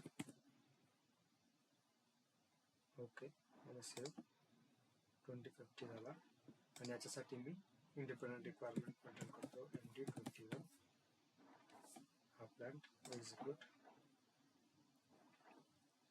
सॉरी 21 नाही, MD64 का 64. ओके 64. याला कुठून कुठपर्यंत करायचे ते डेट. ठीक आहे. आता मी पहिल्या महिन्याला समजा मेंटेन केलं, माझी रिक्वायरमेंट 4000. ठीक आहे. दुसऱ्या महिन्याची पण मी केली 4000. ही थोडी वेगळी ठेवतो समजत तरी. तिसऱ्या महिन्याची 6,000. माझा प्लॅनिंग करायचं 100 दिवसाचा आहे, म्हणजे हार्डली 3 महिन्याचा आहे. तिथे सॅटर्डे संडे सुद्धा स्किप म्हणजे वाढ येते. ठीक आहे. नंतर माझा 7,000 आहे आणि 7वा महिना करायचा आपला 8,000. याला सेव्ह केला. माझी रिक्वायरमेंट सेव्ह झाली. आता ज्यावेळेस मी त्या मटेरियलसाठी MRP रन करणार MD03 2025 त्या पर्टिक्युलर मटेरियलसाठी करतोय मी. ठीक आहे. आणि त्याला रन करतो.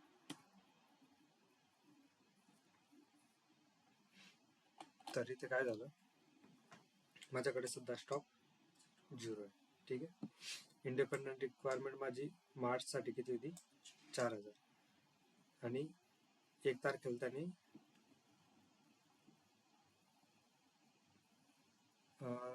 मार्च मध्ये तुझी 4,000 होती आणि एप्रिल मध्ये तुझी 5,000 होती. आता ऑलमोस्ट मार्च संपत आलाय. ठीक आहे. त्याच्यामुळे त्याने काय केलं, 8 तारीख ही दोघांची मिळून तुझी रिक्वायरमेंट झाली 9,000ची. ठीक आहे. आणि आपली लॉट साईज कितीची होती, 1500ची. ठीक आहे.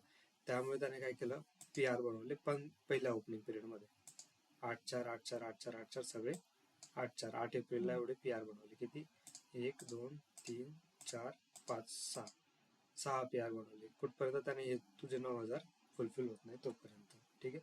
हे 1500ची PR बनवली, 7,500 उरले. परत 1500 बनवली, 6,000 उरले. परत 1500 बनवली, 4,500 उरले. पुन्हा 1500, 3,000 उरले. परत 1500, मग 1500 उरले. त्यानंतर मग फायनल तुझी PR बनवली 1500 साठी, मग तुझी रिक्वायरमेंट 0 झाली. ठीक आहे.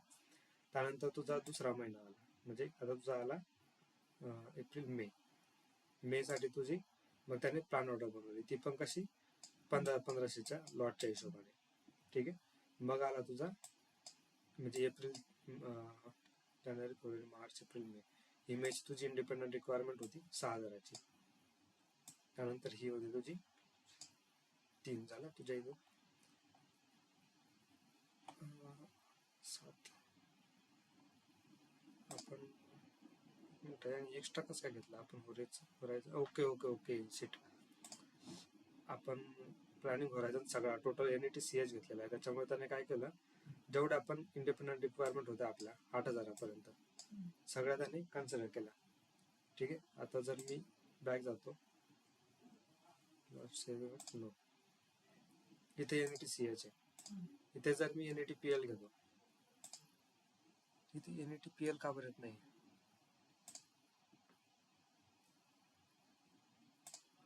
अरे यार इथे NETPL यायला पाहिजे होता. तीच गडबड आहे, कारण प्लांट पॅरामीटर मध्ये आपल्याला हे दिसत नाही ना, ती गडबड आहे. का दिसत नाही ते बघतो मी एकदा. पण जरी इथे आपण NETPL घेतला प्लॅनिंग होरायझन, तर सिस्टम काय करते, फक्त 100 दिवसाच्या आत जितक्या रिक्वायरमेंट येतात, 100 दिवसाच्या आत कुठे गेला लिस्ट आपली,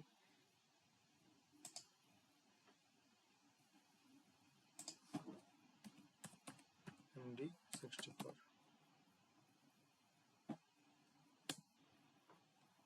100 दिवसाच्या आत आपल्या ह्याच 3 रिक्वायरमेंट येतील. ठीक आहे. 4,000 5,000 6,000. ही 7,000ची रिक्वायरमेंट नाही येणार आणि ही 8,000ची रिक्वायरमेंट नाही येणार. ठीक आहे. तर सिस्टम ह्या दोघांना एक्सक्लूड करणार, त्याच्यासाठी प्लॅनिंग रनच नाही करणार. पण आता काय होतंय, आपण ज्यावेळेस रन करतोय MD0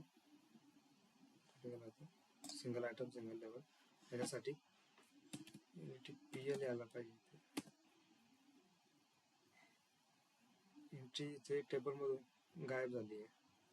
ठीक आहे. टेबलची एंट्री कशी गायब झाली, कारण ही जनरली जात नाही. ठीक आहे. ही कॉन्फिगरेशन मध्ये कोणीतरी चेंज केली आहे.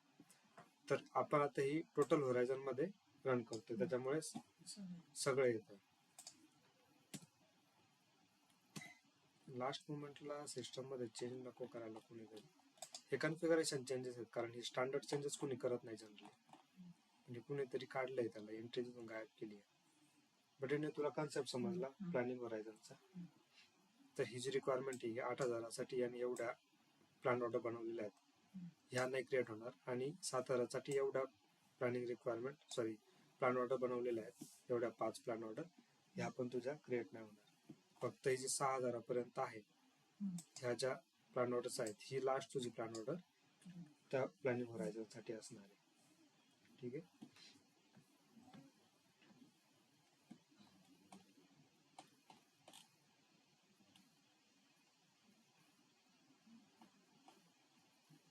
ठीक आहे.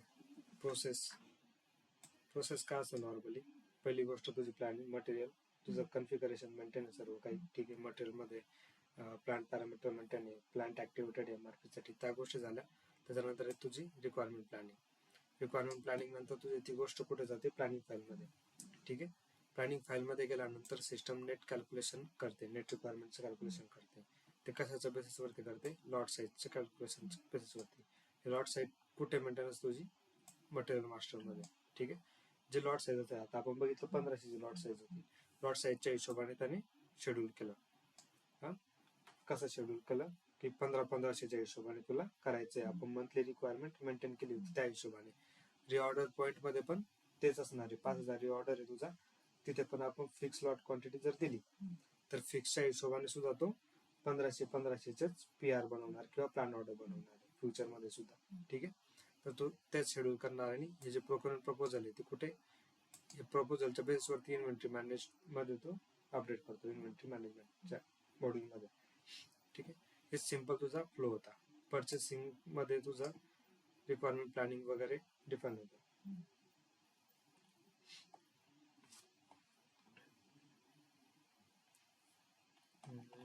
या बाकीच्या गोष्टी हे पण घेतला असता आपण, झालाय का एवढाच, ठीक आहे, काही प्रॉब्लेम. ते काय, an automatic planning run for MRP determine shortage situation and generate the corresponding procurement element. Automatic मध्ये काय की आपण आता काय बघितलं, शॉर्टेज बघतो किती आहे, काय काय नाही.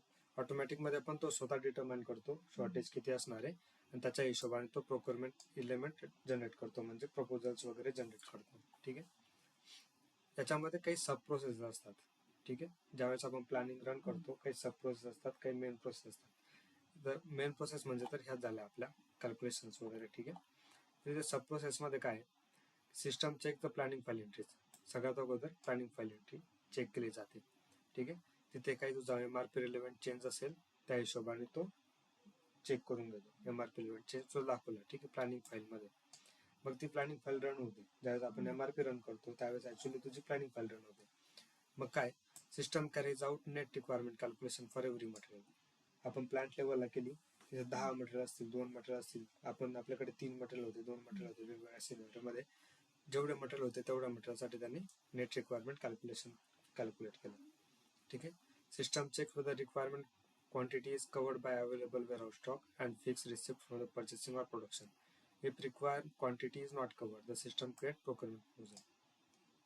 काय की जर जी तुझी रिक्वायरमेंट क्वांटिटी होती तिच्यासाठी तुझ्याकडे PO क्रिएट आहे का, PR क्रिएट आहे का, किंवा प्लॅन ऑर्डर आहेत का, ठीक आहे. त्या गोष्टी फिक्स क्वांटिटी आपण ओपन स्टॉक मध्ये बघितलं. ओपन क्वांटिटी मध्ये आपण काय काय कन्सिडर करतो कालच्या लेक्चर मध्ये, ठीक आहे. सिस्टम त्या गोष्टी बघते अगोदर. तरी सुद्धा शॉर्टेज असेल तर मग तू ज्यासाठी प्रोक्युरमेंट प्रपोजल बनवलं जातं. MRP रन मध्ये आपण एक 2041 बघितलं, त्यासाठी एक पण प्रोक्युरमेंट प्रपोजल नाही आलं. का नाही आलं, कारण तिथे सगळ्या रिक्वायरमेंट ऑलरेडी फुलफिल झालेल्या होत्या. तिथे तुझं PO अवेलेबल होता, PR अवेलेबल होती आणि नवीन रिक्वायरमेंट नव्हतीच, ठीक आहे. म्हणजे जर नवीन रिक्वायरमेंट नाही तर त्या केसमध्ये तुझं शॉर्टेज येणार आहे का, ठीक आहे, शॉर्टेज नसणार आहे. शॉर्टेज नाही तर तुझी प्रपोजल नाही. सिंपल कन्सेप्ट तो आहे. त्याच्यानंतर system subsequently carries out lot size calculation. Lot size calculation काय, लॉट टू लॉट असेल तर जेवढी रिक्वायरमेंट येतील, 3000ची रिक्वायरमेंट निघाली, 3000साठी सरळ एक PR. किंवा आपण आता बघितलं फिक्स लॉट क्वांटिटी, ठीक आहे, 1500 आपण फिक्स लॉट दिली, मग आपली क्वांटिटी 4000 होती सुरुवातीला, नंतर 5000 होती, 9000 झाली टोटल क्वांटिटी, ठीक आहे. येते फिक्स लॉट होती, टोटल 9000 झाली. मग याने आपण जर लॉट टू लॉट दिला असता तर याने काय केलं असतं, टोटल 9000ची एक PR, पण आपण फिक्स लॉट दिला. मग लॉट कॅल्क्युलेशन काय म्हणतो की 1500च्या हिशोबाने मी कॅल्क्युलेशन करणार आहे. मग याने ही क्वांटिटी फुलफिल होत नाही तोपर्यंत 1500 तो PR बनवत गेला, ठीक आहे. मग त्याच्यामध्ये ना तुझी 9000च्या वरती पण तुझी PR ची क्वांटिटी निघून जाते. कारण त्याला फक्त माहिती मला रिक्वायरमेंट आली, ती कमी आहे जास्त काही घेणं देणं नाही, रिक्वायरमेंट आहे 1500 सरळ करून देतो. मग इथे लास्टला कदाचित असं असू शकतं, इथं 1500ची लकीली आपल्याकडे आली अवेलेबल क्वांटिटी निगेटिव्ह मध्ये. इथे जर तुझी 1200च असते तरी सुद्धा त्याने 1500चाच PR बनवला असता. नंतर system calculates release and delivery dates. हे आपण बघितलं. रिप्लेनिशमेंट लीड टाइमच्या बेसिसवरती रिलीज कधी झाला, डिलिव्हरी कधी फुलफिल होणार आहे, कधी तुला ते ऍक्च्युली अवेलेबल होणार आहे. ही कुठली डेट असते तुझी? ही डेट. कधी तुला सिस्टम तुला अवेलेबल करून देणार आहे. ठीक आहे. आणि इथे ही जी डेट आहे तुझी, ही PO तू कधी शेड्यूल करतोय त्या हिशोबाने. ठीक आहे. PR किंवा PO. System determines type of procurement proposal. The procurement type is checked in material master. Material master मध्ये procurement type असतो आपला एकतर इन हाऊस प्रोक्युरमेंट किंवा एक्सटर्नल प्रोक्युरमेंट.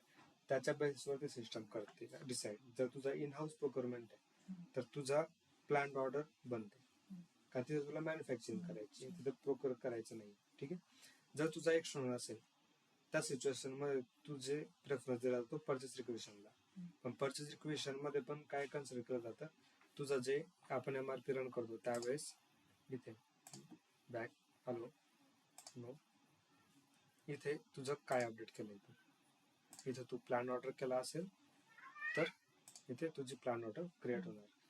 पण मोस्टली आपण काय करतो, परचेस रिक्वेशन कन्सिडर करतो. म्हणून आपण आता जेवढे रन केले त्याच्यामध्ये काय झालं, सुरुवातीला परचेस रिक्वेशन आले, त्याच्यानंतर तुझा प्लॅन ऑर्डर क्रिएट झाला. किंवा मग जर तुझ्या शेड्यूल लाईन असतील तर शेड्यूल लाईन कधी बनतात, जर तुझा सोर्स लिस्ट वगैरे मेंटेन असेल, कोटा अरेंजमेंट वगैरे असेल. ठीक आहे. अशा सिच्युएशन मध्ये आता सोर्स लिस्ट काय आहे, कोटा अरेंजमेंट काय आहे तर आपल्याला बघायचं आहे. पण तिथे कन्फिगरेशन मध्ये आपण मेंटेन करतो. जर आपण MRP रन केला किंवा ऑटोमॅटिक MRP रन होत असेल त्या सिच्युएशन मध्ये काय होतं की सिस्टम शेड्यूल लाईन बनवते. शेड्यूल लाईन काय असते, तुझा एक काइंड ऑफ कॉन्ट्रॅक्ट असतो. जिथे व्हॅल्यू कॉन्ट्रॅक्ट नसतो ते आपण बघणार आहे, पण एक कॉन्ट्रॅक्ट असतो त्याच्या बेसिसवर तिथे शेड्युलिंग करून देणार. त्याच्यामध्ये डेट फिक्स असते की मला प्रत्येक महिन्याच्या 2 तारखेला 1000 क्वांटिटी पाहिजे त्या हिशोबाने. ठीक आहे. तर ही प्रोक्युरमेंट प्रपोजल त्याच्या बेसिसवरती बनतं. तुझं इन हाऊस प्रोक्युरमेंट आहे, एक्सटर्नल प्रोक्युरमेंट आहे, आणि तू ज्यावेळेस रन करतो त्यावेळेस कोणता पॅरामीटर सिलेक्ट केलेला आहे. आणि प्लॅनिंग सिक्वेन्स. सिक्वेन्स मध्ये काय, bill of material. Bill of material तुला समजलं, एक मोठी एखादे प्रॉडक्ट त्याची असेंब्ली असते. त्याच्या असेंब्ली मध्ये सगळ्यात अगोदर असतो तुझा फिनिश प्रॉडक्ट. फिनिश प्रॉडक्टच्या आत असते तुझ्या असेंब्ली आणि कंपोनंट. ठीक आहे. आता फिनिश प्रॉडक्ट फॉर एक्झाम्पल इथे मोटरसायकल. मोटरसायकलच्या खाली असेंब्ली असणार एक व्हील इंजिनची, दुसरी असेंब्ली असणारी फॉर एक्झाम्पल ही कुठली तरी एक व्हीलची असेंब्ली असणार. ठीक आहे. मग इंजिन असेंब्ली मध्ये काय करणार, तुझं पिस्टन येणार आहे, मॅनिफोल्ड येणार आहे. ठीक आहे. अजून स्क्रू नट्स वगैरे बऱ्याचशा गोष्टी येणार आहे. परत व्हील मध्ये पण तसंच येणार आहे. मग काय होत कन्सिडर केलं जातं, जो तुझा फिनिश प्रॉडक्ट आहे मोटरसायकल हा तुझा सगळ्यात वरती असतो. लो लेवल कोड त्याचा काय असणार आहे, 000. ठीक आहे. त्याच्या खाली तुझी जी काय असेंब्ली असणार आहे त्या असेंब्लीला काय कोड असतो, 000. ह्या असेंब्लीच्या खाली तुझे रॉ मटेरियल्स असणार आहे, कंपोनंट्स असणार आहे. या कंपोनंटला कोड काय असणार आहे, 002. परत त्या कंपोनंटच्या खाली किंवा इथे दुसरी कुठली असेंब्ली असली याच्या खालच्या खाली काय येणार मग असं 00300. परत असा तो लो लेवल कोड खाली जातो. मग ज्यावेळेस तुझी MRP रन होते सगळ्यात अगोदर तुझ्या कोणत्या क्वांटिटीज कॅल्क्युलेट होतात, फिनिश प्रॉडक्ट. फिनिश प्रॉडक्ट कसा कॅल्क्युलेट होतो, आपलं एक्सेल नाही ना सध्या तर काही एवढं विशेष नाही. फिनिश प्रॉडक्ट फॉर एक्झाम्पल आपल्याकडे 5 मोटरसायकल आहेत. ठीक आहे. याच्या तर 5 मोटरसायकल अगोदर प्लॅन होतात. 5 मोटरसायकल मध्ये इथे इंजिन आहे सपोज. ठीक आहे. इंजिनच्या किती क्वांटिटी आहेत तुझ्याकडे, 5. मग ह्या 5 मोटरसायकलसाठी तुझे 5 इंजिन प्लॅन होते. पण 5 इंजिन मध्ये तुझ्याकडे फॉर एक्झाम्पल 30 कंपोनंट आहेत. मग त्यानंतर तुझे 30 कंपोनंट प्लॅन होतात. म्हणजे सगळ्यात अगोदर प्रेफरन्स मोटरसायकलला, मोटरसायकल नंतर तुझी असेंब्ली, मग तुझे पार्ट्स. पण अल्टिमेटली काय, तुझे हे पार्ट्स तुझे प्लॅन होणार आहेत. कारण हे तुझे प्लॅन झाले की ना तुझी मोटरसायकल तर ऑटोमॅटिकली बनणार आहे. पण इथे काय होतं, फॉर एक्झाम्पल इथे 5 मोटरसायकल आहेत बनवायच्या तुझ्या. ठीक आहे. सिस्टम मध्ये तुला 4 अवेलेबल आहेत. सिस्टम काय करणार, 4 ऐवजी इथे एकच प्लॅन करते.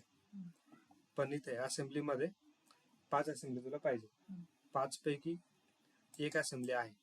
मग अगोदर एक मोटरसायकल करणार आणि एक अवेलेबल आहे इथे असेंब्ली, मग इथे तुझे 4 असेंब्ली प्लॅन करणार. 4 असेंब्ली पैकी 30 पैकी फॉर एक्झाम्पल 10 क्वांटिटी अवेलेबल आहे. मग सिस्टम काय करणार, तुझी 20 क्वांटिटी कंपोनंट प्लॅन करणार. म्हणजे सगळ्यात अगोदर पहिला प्रेफरन्स फिनिश प्रॉडक्टला जातो, नंतर असेंब्लीला जातो लो लेवलला, म्हणजे हाय लेवलला, नंतरच्या खाली लो लेवल, परत सब लेवलची असेल. ठीक आहे.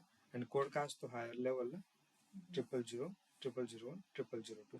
जर तुझा सिंगल प्रोडक्ट असेल त्यावेळेस 999. ठीक आहे. हा झाला तुझा प्लॅनिंग सिक्वेन्स. तर हा चॅप्टर तर इथे संपला. ते NETPL ना तो मी बघतो. आणि अजून काय काही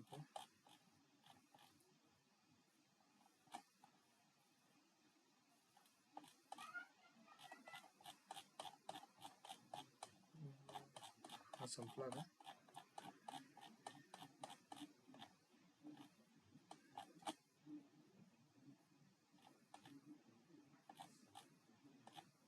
ठीक आहे. बाकीचं आपण उद्या बघूया. हे छोट्या मोठ्या गोष्टी आहेत, ह्या काही एवढ्या विशेष नाही, हे उद्या बघू आपण. ठीक आहे.